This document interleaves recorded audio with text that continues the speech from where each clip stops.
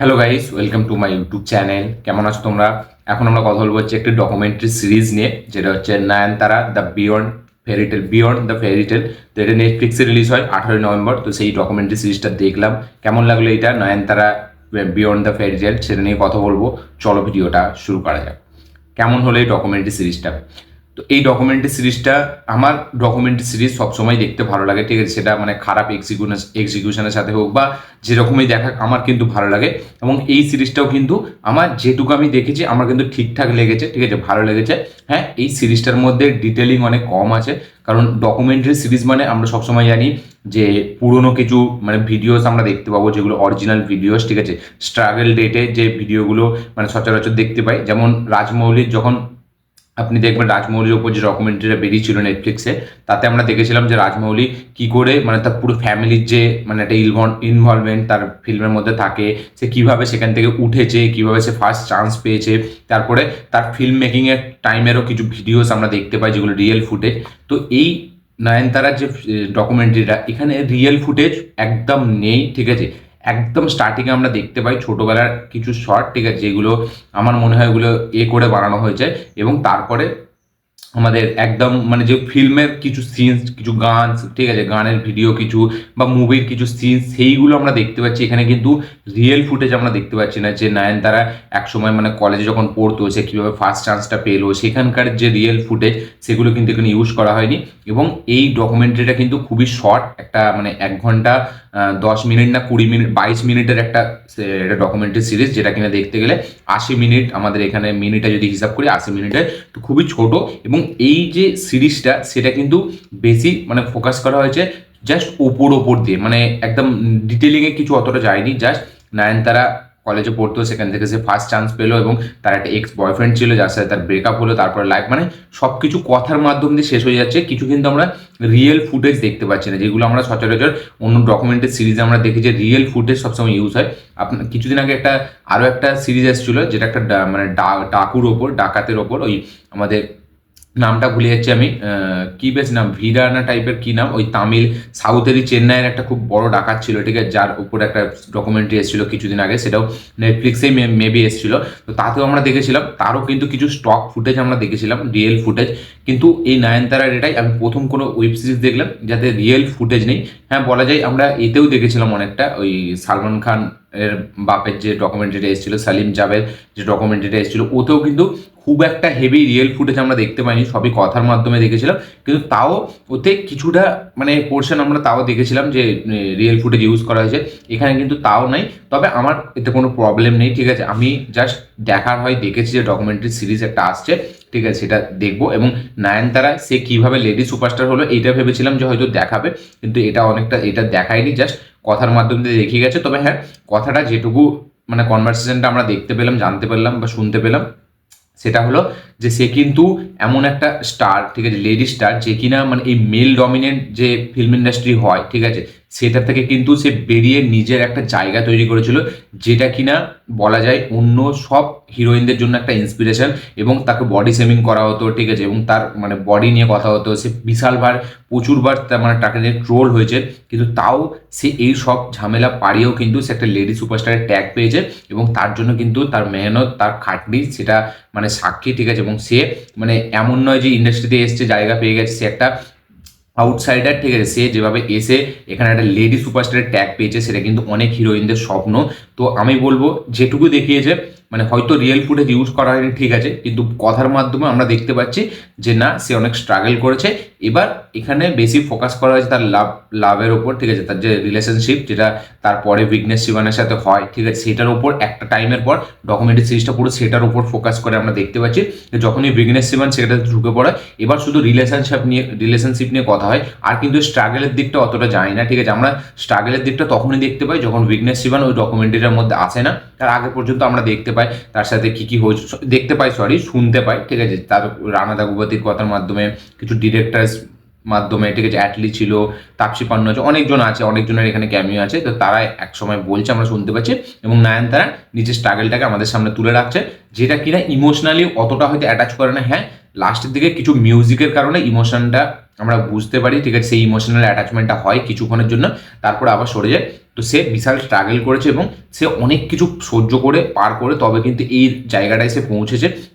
এবং একটা মানে এই যেখানে হিরো মানে মেল ডমিনেন্ট একটা ইন্ডাস্ট্রিতে সেখানে একটা মানে লেডি সুপারস্টারের মাধ্যমে একটা ফিল্ম হিট করানো, একটা মেয়ে হিরোইন হয়ে মানে হিরো হয়ে সে একটা ফিল্মের 80-90 কোটি টাকা মানে হিট দিচ্ছে, মানে এটা কিন্তু কম ব্যাপার না। এই জন্যই তাকে কিন্তু লেডি সুপারস্টার বলা হয়। এবং নয়নতারার ফ্যান ফলোয়িং কিন্তু মারাত্মক, তার ফ্যান্সরা তাকে বিশালভাবে সেলিব্রেট করে এবং সে মানে অনেক যারা মেয়ে আছে তাদের জন্য অনেকটা ইন্সপায়ার করে তাদেরকে, এবং তাদের জন্য বলা যায় একটা ইন্সপিরেশনও। সে একটা আউটসাইডার হয়েছে, এত কিছু সহ্য করে আজ সে এরকম জায়গায় এরকম পজিশনে পৌঁছেছে। এবং সে মানে এমনকি দেখাচ্ছে যে তাদের বিয়েটাও যখন হচ্ছে সে কিন্তু সব কিছু নিজেই দেখছে, তারা দুজন মিলেই সব কিছু করছে এবং এতটাই মানে ক্রাউড মানে হয়ে যাবে তাদের বিয়েতে, ঠিক আছে, যার কারণে তারা তিরুপতিতে বিয়ে পর্যন্ত করতে পারছে না। তাহলে বোঝা যায় তাদের মানে নয়নতারার ফ্যান ফলোয়িংটা কতটা ছিল। এবং আমি ওই যেটা বললাম যে ডিটেলিংটা অনেকটা কম আছে, রিয়েল ফুটেজ হয়তো কিছু দেখালে ভালো হতো, কিন্তু আমার তাতে কোনো আহামরি কিছু লাগেনি। আমি শুনেও যেটুকু দেখেছি বুঝেছি, ঠিক আছে, সেটাই আমার কাছেও অনেক। আমার অতটা মানে যায় আসে না রিয়েল ফুটেজ দেখালো কিনা, বরং আরও কালারফুল লাগছিল, ভালো লাগছিল ডকুমেন্টারিটা দেখতে, ঠিক আছে। তারপরে বিঘ্নেশ শিবান যখন এন্ট্রি নিল তারপর থেকে কিন্তু শুধু আমরা রিলেশনশিপের উপর ফোকাসটা বেশি দেখতে পেলাম, যে তাদের কিভাবে তারা ডিরেক্টর এবং অ্যাক্টর জুটিটা কিভাবে তাদের প্রেমে পরিণত হলো, কিভাবে তারা একের পর মানে একটা সময়ের পর তারা রিলেশনশিপে গেল, সেখান থেকে তাদের বিয়ে পর্যন্ত 2022-এ তারা বিয়ে করেছে, যেখানে শাহরুখ খান, রজনীকান্ত সবাই ইনভাইটেড ছিল, অনিরুদ্ধ ছিল, নেলসন তো তাদের বন্ধু হয় বিঘ্নেশ শিবানের। এটা আমি এই ডকুমেন্টারিটা দেখে জানতে পারলাম যে নেলসন তাদের খুব কাছের একজন ক্লোজ ফ্রেন্ড, ঠিক আছে, অ্যাটলিস্ট তাদের খুব পছন্দের। অনিরুদ্ধ তার খুব কাছের লোক, ঠিক আছে। এখানে দেখতে পেয়েছিলাম যে সূর্যা, জ্যোতিকা তারাও এসছে বিয়েতে। তো এইগুলো লাস্টের ওই ক্যামিওগুলো দেখে আমার খুব ভালো লাগছিল যে কারা কারা এসেছিল। এবং লাস্টের ওই যে বিয়ের যে ভিডিওটা আমরা দেখতে পাচ্ছি ওটা কিন্তু ওদের অরিজিনাল যে বিয়ের ফুটেজে শ্যুট করা হয়েছিল সেটাই কিন্তু এখানে কিন্তু আলাদা করে কোনো সেট ডিজাইন করা হয়নি। এটা কিন্তু ওদের যেভাবে বিয়েটা হয়েছিল সেইখানের ভিডিওটাই এখানে আমাদের তুলে ধরেছে। তো এবার আমি আমার কথাই যদি আমি ডকুমেন্টারিটা বলি, আমার কিন্তু ডকুমেন্টারিটা ভালো লেগেছে এবং আমার ডকুমেন্টারি সিরিজ দেখতে ভালো লাগে। সত্যি বলছি, মানে খুব বেশি ওই রিয়েল ফুটেজ ইউজ করলে না আমারই যেন একটু মানে খারাপ লাগে দেখতে, যে এই রিয়েল ফুটেজ দেখাচ্ছে অনেক বেশি লম্বা হয়ে যাচ্ছে। এইটা আমি বলবো একটা শর্ট একটা ছোট ডকুমেন্টারি সিরিজ হিসাবে ভালো, কথার মাধ্যমে শেষ করে দিচ্ছে। কিছু ডিটেলিং অবশ্যই দেখানো দরকার ছিল, তার স্ট্রাগল লাইফটা সে কীভাবে এলো, ঠিক আছে, সেখানে কীভাবে তার কিছু রিয়েল ফুটেজ ইউজ করলে আরও ব্যাপারটা আরও অথেন্টিক মনে হতো। এইখানে সবই কনভারসেশনের মাধ্যমে হয়ে যাচ্ছে আমরা দেখতে পাচ্ছি। এবং সে যে কত বড় একটা সেলিব্রিটি, মানে তার যে কত বড় একটা স্টারডম আছে, একটা লেডি সুপারস্টার হয়ে একটা মানে হিরোইন হয়ে সে ইন্ট্রোডিউস হয়েছিল। তারপরে সে নিজে একটা বলতে গেলে সাউথে যেরকম হিরোরা হয় সে কিন্তু তাদের মানে সাথে সাথ মিলিয়ে চলতে পারবে, তার সেরকম স্টারডম এখন মানে এই ডকুমেন্টারিটা দেখে কিন্তু আমরা এটাই বুঝতে পারলাম। তো আমার এই লেডি সুপারস্টারের মানে নয়নতারার বিয়ন্ড দ্য ফেয়ারিটেল ডকুমেন্টারিটা কিন্তু ভালো লেগেছে, বেশ ভালো লেগেছে আমার, খুব কালারফুল এবং আমার কিন্তু দেখতে ভালো লেগেছে। আমি বলবো মানে যে রিয়েল ফুটেজ ইউজ করলে না আমার দেখতে সত্যি আমার একটু মানে আরও কিরকম ভালো লাগে। হ্যাঁ, আমি জানি যে তার লাইফে এটা ঘটেছে। এবার হয়তো কনভারসেশনের মাধ্যমে হয়তো আমাদের এটা মনেও হতে পারে যে কিছুটা ফিকশনালাইজ করে বলছে, ঠিক আছে, ফিকশনালভাবে পড়ছে, কিন্তু আমার মনে হয় না। কারণ এখানে সবাই যেহেতু ডকুমেন্টারি সিরিজে সবার এক একটা আলাদা একজনকে নিয়ে আসা হয় তারা বলার জন্য, এখানে কিন্তু যারা বলছে তারা কিন্তু আমরা স্টকে ফুটেজে কিন্তু সেই সিনেমার অংশগুলো দেখতে পাচ্ছি। তো এখানে মিথ্যা বলার কোনো জায়গা নেই, ঠিক আছে, কিন্তু যেটুকু দেখেছি আমার ঠিক আছে। আর একটু ডিটেলিংয়ে দেখালে আরও বেটার হতো, আরও হয়তো 10-20 মিনিট বাড়তো, কিন্তু রিয়েল ফুটেজগুলো আরও ইউজ করলে আর একটু জিনিসটা অথেন্টিক মনে হতো। আমার কিন্তু এই নয়নতারার এই ডকুমেন্ট সিরিজটা ভালো লেগেছে। এবং এই যে একটা যেটা ধানুষের সাথে যে ঝামেলাটা হয়েছিল, ঠিক আছে, সেটা কিন্তু ওই যে রাউডি ধান যে সিনেমাটি, ঠিক আছে, যেগুলো স্টক ফুটেজ আমরা দেখতে পাই বিজয় সেতুপতি, বিঘ্নেশ শিবন তারা যে আছে ওইটাকে নিয়ে হয়েছিল, যার কারণে ওইটার তারা অনেকটা পোর্শন উড়িয়ে দিয়েছে, এটাই আমরা দেখতে পেলাম। আমার এইটা ভালো লেগেছে। আপনাদের কি মতামত, যারা এখন দেখে নিয়েছেন নয়নতারা বিয়ন্ড ফেয়ারিটেল, অবশ্যই কমেন্টে লিখে জানাবেন আপনাদের কি মতামত, কি রিয়াকশন এটা দেখার পর আপনাদের কিরকম লেগেছে। যারা এখনো দেখেননি দেখবেন ভাবছেন, আমি বলবো গিয়ে দেখুন, ভালো একটা মানে ডকুমেন্টারি সিরিজ, আমার ভালো লেগেছে দেখতে। আপনাদের কিরকম লাগে অবশ্যই কমেন্টে শেয়ার করবেন। এবং লাস্টে যে মানে বিঘ্নেশ শিবন যখন দিয়ে ঢোকে, ঠিক আছে, তারপর থেকে কিন্তু আমরা ওই যে ফুটেজগুলো দেখতে পাই যেখানে নয়নতারা খাচ্ছে করছে, সেখান থেকে কিন্তু একটাই জিনিস আমি বুঝলাম যে ওই যে ক্যারেক্টারটা নয়নতারা যেটা অরিজিনাল নয়নতারা মানে যেটা ছিল, যেটা ভেঙে পড়েছিল, সেটা কিন্তু বিঘ্নেশ শিবনের আসার পর থেকে তার কিন্তু মানে অনেকটা বেশি সে একটা সার্ভাইভ করতে পেরেছিল এবং তার লাইফের একটা সাডেনলি চেঞ্জ এসেছিল, যেটা কিন্তু বিঘ্নেশ শিবনের জন্য। এবং তার ভালোবাসাটা কিন্তু নয়নতারার ওই যে চুপ করে থাকা ওর মধ্যে কিন্তু প্রকাশ পেত। এবং মানে একটা কীরকম বলবো, একটা কীরকম উদাহরণ দেবো, যে একটা মেয়ে যে কিনা মানে একটা সময় তাকে এত ট্রোল করা হয়, সেই ইন্ডাস্ট্রি থেকে দু বছর সিনেমা করবে না, তার এক্স বয়ফ্রেন্ডের সাথে ঝামেলা হয়েছিল বলে তার সব দোষ নয়নতারার উপর চাপিয়ে দিয়েছিল। তো তারপর একটা টাইমের পরে সে সেই আলোটা খুঁজে পায়, ঠিক আছে, যেটা কিনা যেই আলোটায় সে বাঁচতে পারবে ভালো করে। এবং ডকুমেন্টারিটা দেখে এটা কিন্তু আমি বুঝতে পারলাম। এবং একটা জায়গায় নয়নতারার মা বলছে যে বিঘ্নেশ শিবন সেই ছেলে, মানে যাকে সে নিজের ছেলের মতো ভাবে। এবং বিঘ্নেশ শিবন খুব শান্ত, এবং তাকে দেখলেও কিন্তু বোঝা যায় তার বিহেভিয়ারটা কতটা সুন্দর।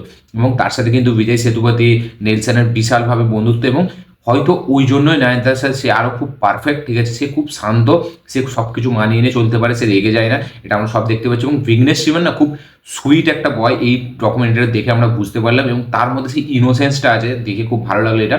তো আমি বলবো নয়নতারার জন্য পারফেক্ট একটা ছেলে বিঘ্নেশ শিবন। এবং তাদের বিয়েটা যেভাবে দেখানো হচ্ছে, সেখানে যেরকম মানে নয়নতারা যেরকম ইমোশনাল হচ্ছে, সেটা কিন্তু দেখে আমার বেশ ভালো লেগেছে। তো আমার এই ডকুমেন্টারিটা সত্যি বলছি পার্সোনালি ভালো লেগেছে। আপনাদেরকে রিয়াকশন জানাবেন। ভিডিওটি ভালো লেগে থাকলে লাইক, শেয়ার, কমেন্ট করে দিন। চ্যানেলটি নতুন হলে চ্যানেলটিকে সাবস্ক্রাইব করুন, বেল আইকনটি প্রেস করতে ভুলবেন না। দেখা হচ্ছে পরের ভিডিওতে, ততক্ষণের জন্য বাই।